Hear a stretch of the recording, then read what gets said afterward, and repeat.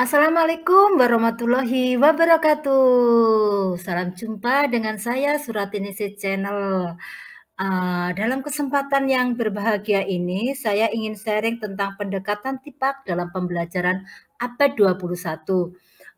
Kalau kemarin itu saya sudah sharing tentang STEM ya, jadi Science, Teknologi, Engineering, Art, dan Matematik. Jadi muatan pembelajaran yang di dalamnya ada 5 ilmu. Nah, kali ini kita akan belajar tentang pendekatan TIPAK dalam pembelajaran abad 21, terutama untuk pendidikan anak usia dini. Ini juga request dari beberapa teman, dari email yang masuk. Akhirnya dalam kesempatan ini saya sengaja khusus untuk menjawab request teman-teman, yaitu tentang pendekatan TIPAK. Oke teman-teman, apa itu pendekatan TIPAK?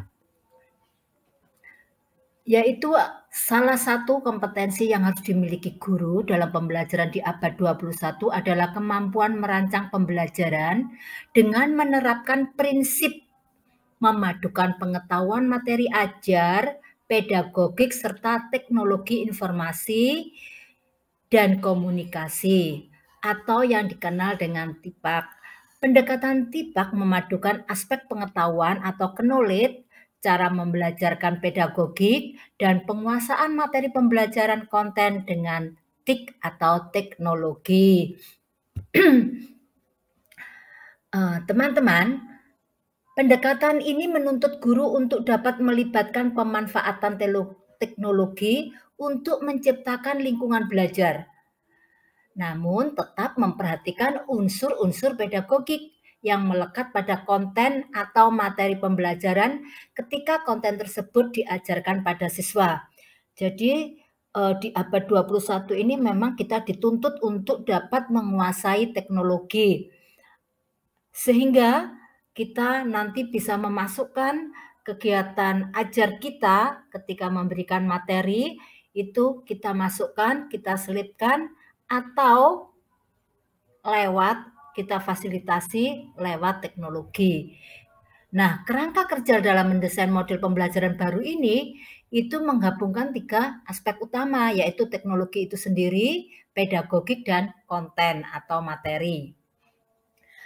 Bagaimana kerangka kerjanya? Konten, dalam hal ini pengetahuan tentang materi pelajaran yang akan diajarkan atau pengetahuan adalah apa yang akan dipelajari atau substansi materi apa yang akan dipelajari. Contohnya, ketika saya ingin mengajarkan bidang pengembangan bahasa Indonesia, di PAUD itu kan ada 6 bidang pengembangan ya. Nah, saya mengambil bidang pengembangan bahasa Indonesia. Substansinya saya ingin keaksaraan awal. Jadi kita benar-benar kontennya itu kita sudah siapkan dengan begitu matang. Jadi tidak asal. Jadi kita persiapkan semuanya dengan matang yang akhirnya nanti materi itu bisa kita tuangkan dalam bentuk RPP. Di dalamnya kita gunakan teknologi yang bisa membantu bagaimana menyampaikan materi tersebut. Sedangkan teknologi knowledge yaitu bagaimana menggunakan teknologi sebagai alat bantu pembelajaran. Jadi sebagai alat bantu ya Bunda. Sedangkan pedagogik merupakan bagaimana cara guru mengajarkan materi tersebut. Bagaimana penggunaan model pembelajarannya, metode yang dipakai, dan kreativitas guru untuk bisa menjadikan proses pembelajaran menjadi lebih efektif. Jadi ini nanti saling berkaitan. Jadi ketika kita menyampaikan materi itu harus benar-benar guru itu ada pedagogiknya. Jadi bagaimana mengemas materi itu bisa sampai ke siswa dengan efektif melalui teknologi sebagai alat bantu pembelajaran. Jadi secara sederhananya seperti itu. Nah, untuk itu kita ketika harus menggunakan teknologi, ini akan sangat sesuai sekali di saat seperti ini ya, PTM, pembelajaran tatap muka terbatas, di mana kita juga melakukan pendekatan pembelajaran blended learning yang mengintegrasikan pembelajaran tradisional tatap muka atau sinkronus dan pembelajaran jarak jauh asinkronus yang menggunakan sumber belajar online dan beragam pilihan komunikasi yang dapat digunakan oleh pendidik dan peserta didik. Jadi ketika anak-anak kita dalam PTMT ya Bunda, kita bagi 2 atau 3 kelompok, yang sinkronus itu mendapatkan kegiatan pembelajaran, yang asinkronus juga mendapatkan pembelajaran dengan apa? Dengan melalui teknologi. Jadi seperti itu. Nah, untuk pembelajaran blended learning dengan sistem TIPAK itu apa yang perlu kita siapkan supaya kegiatan itu berjalan dengan bagus dan efektif? 1, siapkan dulu konten. Konten itu apa? Konten adalah materi yang ingin disampaikan oleh guru. Nah, bisa dengan buku materi pelajaran yang juga dimiliki peserta didik atau kita membuat video pembelajaran. Kemudian siapkan learning design, yaitu rancangan pembelajaran seperti apa materinya, metode yang kita pakai, dan aktivitas belajar seperti apa yang kemudian kita susun dalam bentuk RPP. Jadi di sini pedagogiknya ya. Kalau konten tadi materinya, sedangkan learning design rancangan pembelajaran itu pedagogiknya. Kemudian siapkan strategi pembelajaran yang digunakan. Bisa berupa platform online, misalnya LMS. Kalau LMS itu biasanya untuk jenjang pendidikan SD ke atas ya, kalau PAUD itu masih belum bisa. Kalaupun bisa, itu nanti ada pendampingan khusus dari orang tua atau orang dewasa yang ada di rumah. Yang bisa mendukung konten atau materi ajar seperti forum atau di WA Group. Jadi kan ini sudah dilakukan oleh PAUD ya, kalau WA Group itu. Nah, teknologi pedagogi konten Knulit itu apa?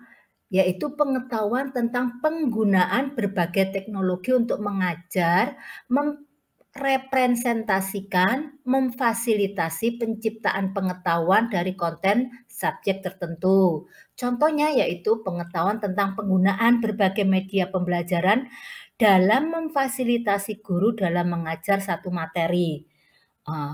Ini secara teori ya, secara prakteknya itu yang bagaimana? Secara prakteknya yaitu kita menyampaikan konten atau materi dengan menggunakan teknologi.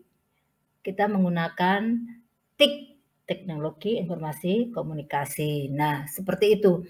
Biasanya yang sudah kita gunakan di TK yaitu guru-guru itu menggunakan WhatsApp group, seperti itu ya.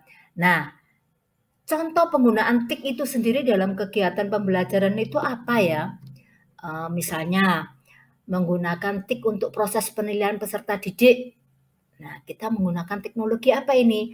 Oh, Microsoft Excel. Untuk apa? Untuk mengolah nilai. Atau menggunakan aplikasi kuis online untuk menilai pemahaman peserta didik.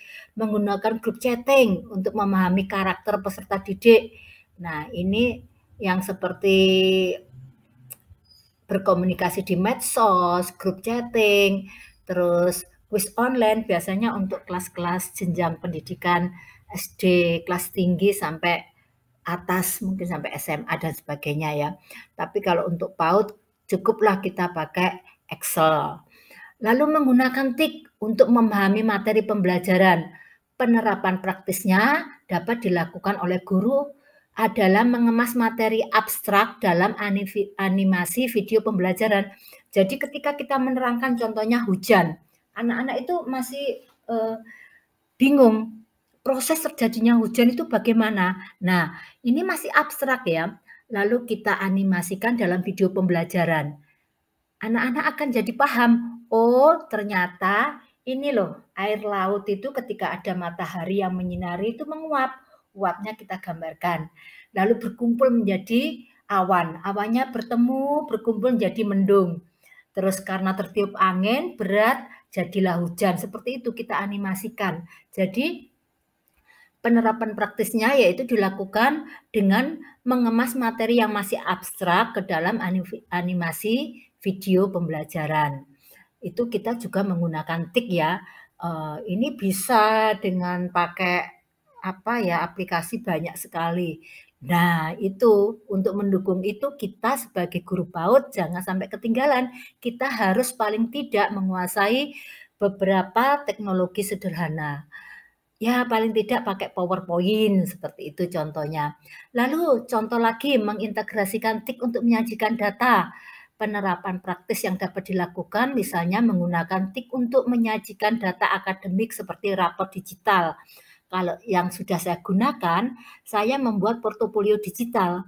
Jadi portofolio itu kan ada dua, manual dan digital. Nah, di sini saya menggunakan teknologi. Saya pakai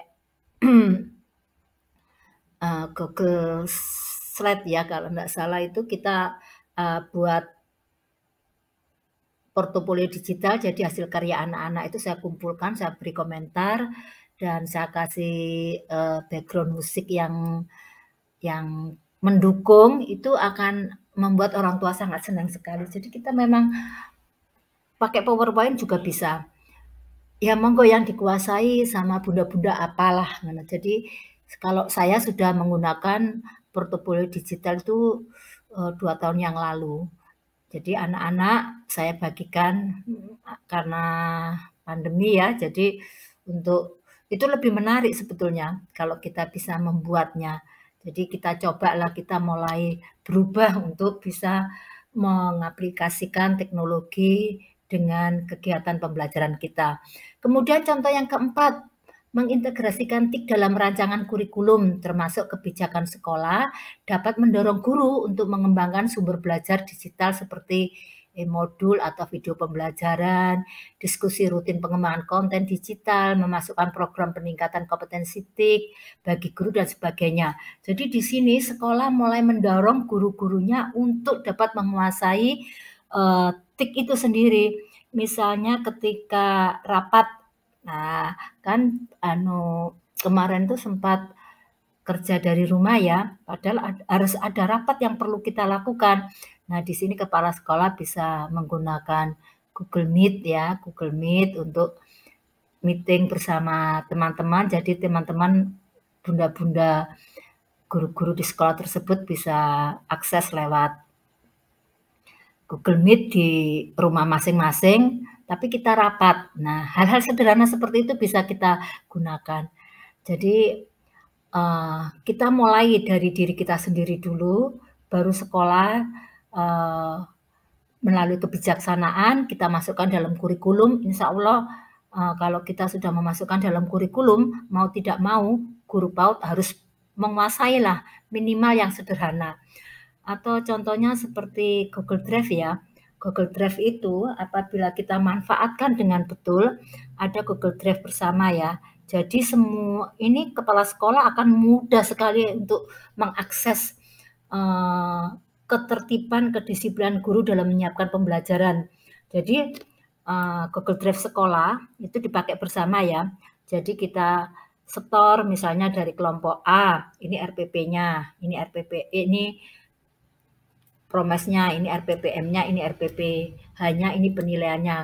Kelompok B, begitu pula menyetorkan seperti itu. Jadi kepala sekolah tinggal melihat, oh ini sudah dilaksanakan dengan betul, ini belum. Nah, seperti itu. Atau mungkin nanti kita kerjasama dalam di situ ya. Misalnya kelompok B ada 2, B1, B2, kita saling melengkapi. Jadi kita berbagi dokumen, nanti kita bisa edit, kita pakai bersama. Jadi seperti itu akan sangat memudahkan sekali ketika kita membutuhkan suatu data, kita sudah punya Google Drive bersama, yaitu punyanya sekolah. Nah, biasanya yang sudah dilakukan oleh bunda-bunda PAUD seperti saya sebutkan tadi yaitu WhatsApp ya, jadi WhatsApp group itu nanti bisa dipakai. Lalu video pembelajaran, YouTube. YouTube itu termasuk teknologi Bunda, iya. Ketika guru itu ingin berbagi tentang video pembelajaran, itu bisa di-sharing-kan melalui YouTube sekolah. Nah, jadi orang tua wali murid tinggal kita beri linknya, melihat YouTube, oh video pembelajaran hari ini ketika anaknya tidak bisa mengikuti, tinggal secara sinkronus misalnya ya, kita sudah buat di link YouTube sekolah bahwa ini tadi pembelajarannya. Atau yang saat ini, yang harus peka ya orang guru PAUD itu. Saat ini anak-anak sedang suka-sukanya TikTok daripada anak-anak melihat TikTok yang joget-joget tidak jelas, mohon maaf ya. Di sini bisa digunakan guru untuk men-sharing-kan atau memberikan kegiatan pembelajaran melalui TikTok. Misalnya pengenalan angka, pengenalan huruf, atau parenting untuk sekolah. Jadi orang tua wali murid TikTok sekolah ya, orang tua wali murid bisa melihat, misalnya untuk tumbuh kembang anak, ini harus seperti ini, disampaikan oleh gurunya, atau anak-anak makan gizi seimbang, yang dimaksud gizi seimbang itu seperti ini gitu. Jadi melalui TikTok bisa, karena durasinya kan pendek ya, jadi anak-anak juga tidak jenuh kalau nanti dia lihat yang durasinya panjang itu kan dia jenuh, kalau TikTok kan pendek. Lalu video call, karena mungkin keterbatasan tidak bisa pakai Google Meet, enggak apa-apa pakai video call, misalnya muridnya 15. Nah, kita bagi 2 season, 7, 7. Jadi di situ guru bisa bertatap muka dengan anak. Dengan Google Meet itu akan lebih bagus lagi, karena apa? Bisa mencakup lebih banyak lagi siswa yang bisa terlibat. Misalnya kelompok B1, B2 jumlahnya 35 atau 40, bisa kita buat satu pertemuan dengan Google Meet. Lalu papan tulis maya. Papan tulis maya itu Jamboard ya. Ini sudah saya gunakan dan sudah saya sharing-kan di beberapa minggu kemarin. Nanti linknya akan saya tulis di description ya. Jadi di deskripsi nanti bunda-bunda kalau ingin melihat bagaimana penggunaan papan tulis maya atau Jamboard, tinggal ngeklik, nanti akan muncul kegiatan itu. Jadi di mana kita melakukan kegiatan pembelajaran interaktif antara siswa dan guru. Guru bisa mengawasi aktivitas siswa, siswa juga suka belajar karena dia langsung bisa menulis seperti di papan tulis. Lalu kita gunakan PowerPoint juga bisa ketika membuat video pembelajaran. Sederhana, aku nggak bisa pakai KineMaster karena terlalu rumit, pakai PowerPoint saja. Silakan. Atau pakai Google Sheet, Excel untuk mengolah nilai ya. Google Drive yang tadi sudah saya sampaikan, Google Form. Jadi ini teknologi-teknologi sederhana yang bisa dikuasai, dipelajari oleh bunda-bunda mulai dari sekarang, karena ini nanti bisa kita aplikasikan untuk kegiatan TIPAK. Nah, bunda-bunda, pada dasarnya desain pembelajaran yang dirancang oleh guru itu selalu bertujuan untuk memudahkan proses belajar peserta didik. Karena itu, guru seharusnya tidak cepat berpuas diri untuk mengembangkan perangkat dan desain pembelajaran, tetapi terus melakukan inovasi-inovasi pembelajaran demi meningkatkan dan mencapai tujuan pembelajaran. Jadi di sini kita sebagai guru jangan mau kalah, walaupun guru PAUD kita harus selalu mengupgrade diri kita untuk ya kita harus mulai mengikuti ke arah mana pendidikan ini akan berubah. Nah, karena abad 21 nanti kita itu akan dituntut harus paham teknologi, ya mau tidak mau kita tidak mengenal usia ya, kita harus paham dan bisa mengoperasikan. Itu akan membantu kita sekali. Nah, baik teman-teman, itu yang bisa saya sharingkan tentang pendekatan TIPAK dalam pendekatan TIPAK dalam pembelajaran di abad 21.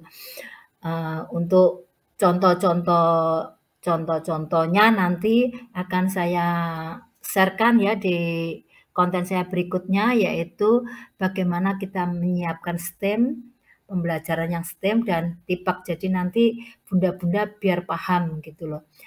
Lebih paham lagi, saya percaya bunda-bunda semua sudah paham, tapi lebih paham lagi. Karena kemarin waktu STEM itu yang saya share-kan kalau tidak salah yaitu kegiatan cooking class. Kan padahal banyak kegiatan-kegiatan lainnya, misalnya seperti mencuci, itu kan STEM-nya masuk ya, ada sainsnya atau pengetahuannya. Apa? Ketika sabun dicampurkan dengan air, kita aduk, ada busanya. Kenapa? Seperti itu bisa kita jelaskan. Terus tekniknya, proses mencuci itu sendiri, bagaimana supaya bersih. Anak-anak kan belajar itu. Sebetulnya nggak merepotkan orang tua ya, nggak merepotkan orang tua itu anak-anak juga kita latih belajar, kita beri tugas aja yang paling mudah, misalnya mencuci kaos kakinya sendiri atau sapu tangan atau masker yang dipakai, masker kain maksudnya di sini ya. Jadi yang kecil-kecil saja. Terus itu teknik atau engineering-nya ya. Teknologinya apa? Ya alat-alat yang dipakai ketika dia melakukan proses mencuci baju itu tadi apa saja. Terus art-nya mungkin seni ketika kita menjemur baju bagaimana supaya tidak pudar warnanya, kan itu ada seninya sendiri ya. Jadi matematik ukurannya, misalnya kalau airnya sekian, sabunnya airnya berapa gayung, terus sabun yang kita pakai berapa sendok, seperti itu. Anak-anak mengenal ukuran. Atau ketika dia menjemur dengan pola, misalnya baju putih dulu, lalu baju ketika mencuci juga ya kan baju putih dulu ya, baru yang berwarna supaya apa? Tidak kelunturan, hal-hal seperti itu. Nanti akan saya sharingkan di konten saya berikutnya, contoh atau praktek yang bisa kita berikan ke anak-anak kita untuk kegiatan STEM ataupun TIPAK. Baik bunda-bunda semua, terima kasih atas perhatiannya. Semoga ini dapat menambah wacana bunda-bunda semua. Kita tetap harus semangat untuk belajar dan belajar untuk dapat mengupgrade diri kita supaya anak-anak kita mendapatkan pengetahuan ataupun konten materi yang sesuai dengan harapan dari abad 21. Nah, semoga panjenengan semua selalu diberikan kesehatan dan kelancaran serta kesuksesan. Baik, apabila bermanfaat, tolong untuk di-share dan di-subscribe. Dan akhirnya saya ucapkan salam sehat dari saya. Sampai jumpa. Wassalamualaikum warahmatullahi wabarakatuh.